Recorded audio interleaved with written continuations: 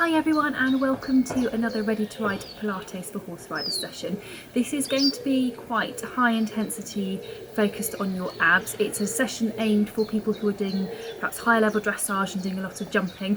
If you are doing this session, please make sure that you are warmed up before you start, because we're going straight in pretty much at the deep end. So without further ado, let's get going. We're starting off on your back today. I'm afraid this is all lying and sitting, but for good reason. You'll see why as we get going. So starting off on your back.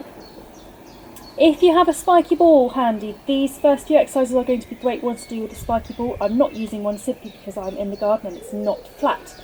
So you need to be in your usual start-up position of feet and knees hip width apart, nice level pelvis position, so neutral, flat tummy, pelvic floor onto floor 3. If you haven't got spiky balls, have your hands onto your headlights so that you know that they're staying nice and level, and you can check your level before you start. Okay, so with your abdo prep, hands onto the mat beside you, pelvic floor onto floor 3, float your hands, reach for your toes, and then look between your legs, and take everything back down together. So it's float, reach, look between your legs. We are doing this exercise as it says on the tin. It's to prepare your abs for the work that is to come. There's no point in going straight in hell for leather if you haven't warmed those specific muscles up a little bit. Even if you've done a general warm-up to get your circulation going, you still need to ideally target those muscles before you start. With this one, we're just making sure that it's your upper and mid back that's moving and not too much of your low back, ideally not your low back at all. So keeping that tummy in a nice neutral position before you start. Okay, we're now going to up the ante a little bit.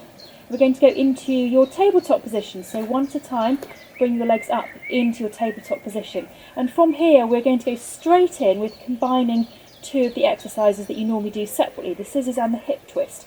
Again, if you haven't got a spiky ball, hands onto your headlights, give you a little bit of postural feedback. Pelvic floor onto floor 3, and you're going to take one leg down into the scissors position onto the floor and the other leg out into your hip twist position, back up, and then do the opposite patterning. So the reason I'm doing this is that both legs doing different movements means that your abs are having to work in two different ways. We're also combining it with two different types of hip control. One, the hip is moving forwards and away and open, and the other, the hip is moving sideways and open. So your body is working, it's multitasking, which, let's face it, as riders, we do rather a lot of.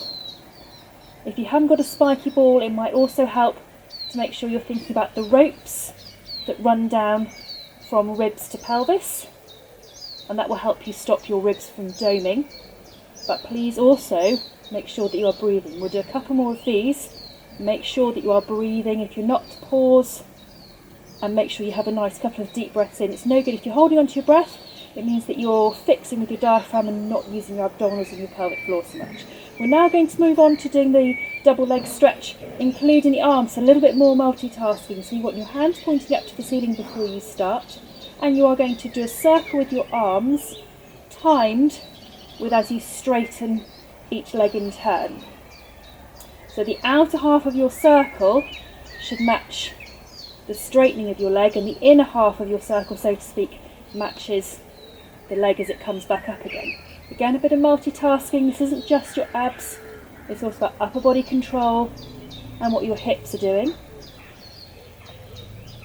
But again, there's so much multitasking when you're riding. How many times have you got each leg doing something different and each arm doing something different as well?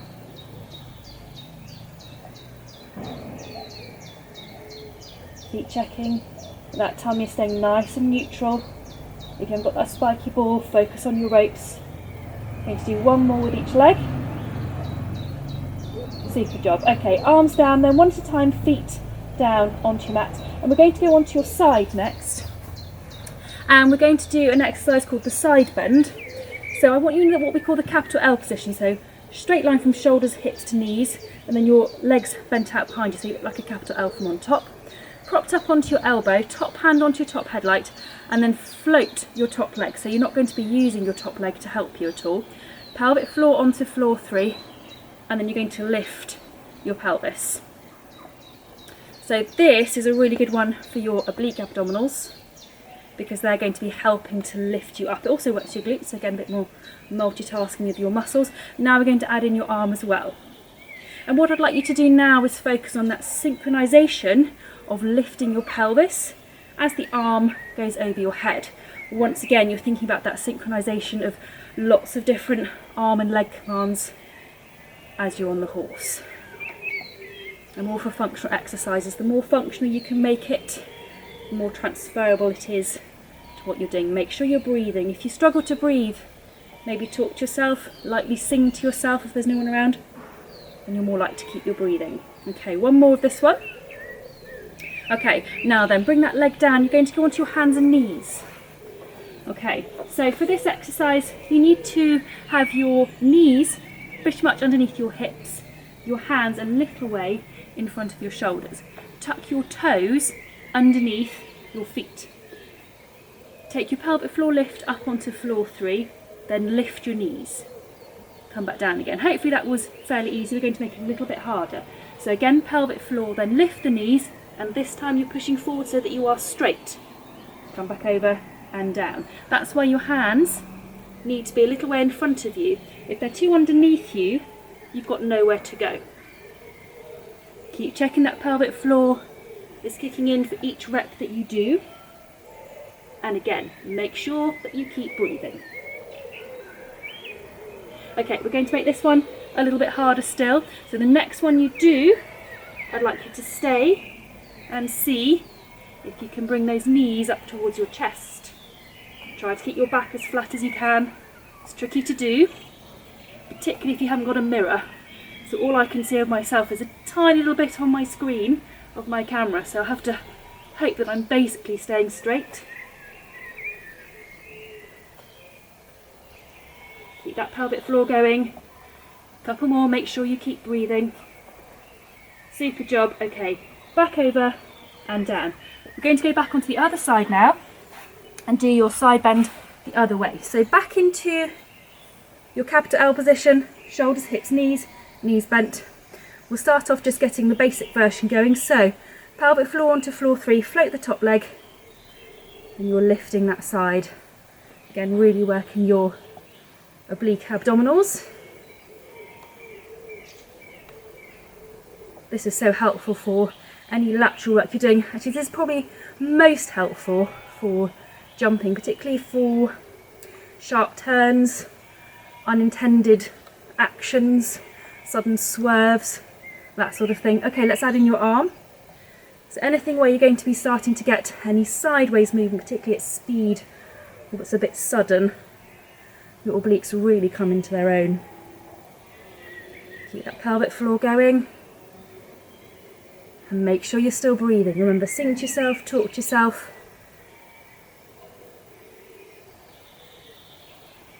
Singing and talking also helps you to stop getting too tense. A couple more with the pelvic floor. Okay, well done. Right, we're now coming to come up into sitting. And we're going to sit legs out in front. And again, you need to have your hands out behind. So the point having the hands out behind is, again, they're going to be there for you to push onto. If they're too close underneath you, you've got nowhere to go. So pelvic floor onto floor 3, and this time use your hips as a hinge so you open out. Again, you want to be pretty well straight and slowly back down. So pelvic floor into that lift and slowly back down. A couple more just like this. Use that pelvic floor. Okay, one more. And then we're going to make it a wee bit harder. So once again, pelvic floor into that lift, and then you're going to stay in this position and aim to, as you bend and straighten your legs, keep your headlights of your pelvis absolutely level. So what you're watching is that you don't dip down from one side to the other. You might want to think about your ropes as you're doing this. That can help really focus your brain on keeping still around this part of your body. Bring your pelvic floor lift up onto floor 3 all the way through, and again, make sure that you keep breathing. Okay, just to make it a little bit more complicated for your last few, you're going to come up and go out into the hip twist and down, up, out into the hip twist and down. Still keeping those headlights level. Pelvic floor onto floor 3, and keep breathing. Do one more with each leg. Okay, then bring yourselves back down again. Lovely, then turn to face me. And just while you get your breath back, we're going to do a couple of nice little rotation stretchy movements just to relax off through your abs because they've been working really hard. So arms across your chest, this is really simple, this doesn't work your abs at all. So we need to turn your shoulders from side to side. And as you turn, think about your seat bones underneath you and try to make sure you've got equal weight through your seat bones and that your shoulders are staying nice and level. Okay, here's a little test for you. Swap your legs around because you will have crossed them in your most natural way of crossing. Then cross your arms also swapped around, so in your less natural way of crossing your arms. Check your shoulders are level, and again do the same thing, keeping that equal pressure through your seat bones. I say this doesn't work your abs. It does a little bit, particularly at the ends of the movement. It's just a nice way for you to just cool down a little bit before we do a final stretch. Keep those seat bones level onto the floor and your shoulders level into the turn. Okay, and we're going to finish off with a nice little stretch for your abdominals. So bring your arms up and then out into a V, and then take your arms behind you so you feel a bit of a stretch all down through your front, and then bring your hands back up so they're pointing a bit more upwards. Then again, take them out behind, good big stretch, and then slightly more upwards. And then we're going to do one last one, nice big stretch backwards, and then bring your arms back down. So what we're doing now is with your stretch is just opening out through your tummy and through your chest, so that if you've worked quite hard and the muscles got a little bit tight, you open them out again before you finish. We're not trying to lengthen anything, just to make sure you've taken them through their full range after they've worked really hard. That was quite an intense session. It's designed to be, think about if you're going cross country, it's 5 minutes, pretty intense all the way around. That's what this is trying to mimic, that same intensity of exercise. So make sure if this is your last one that you're going to do the nice cool down session, do some of the stretching sessions. Don't just stop and go off and sit in the car or something.